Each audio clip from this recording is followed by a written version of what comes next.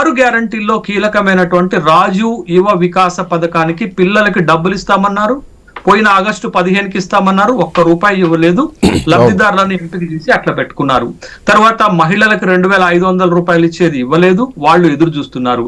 మా తర్వాత వృద్ధులకు పెన్షన్లు దగ్గర 48 లక్షల మందికి పెన్షన్లు మనం ఇవ్వాలి.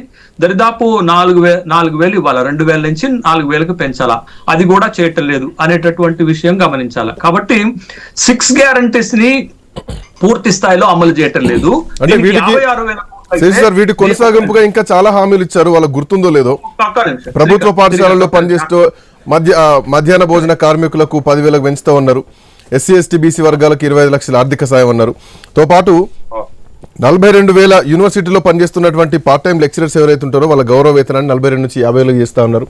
ఇవన్నీ బడ్జెట్ ఆలోచించకుండానే ఇచ్చినటువంటి హామీల. సో ఇప్పుడు ఇవన్నీ పీకల మీదకి వస్తున్నాయి కదా. ఇంకొక మాట యాడ్ చేస్తాను.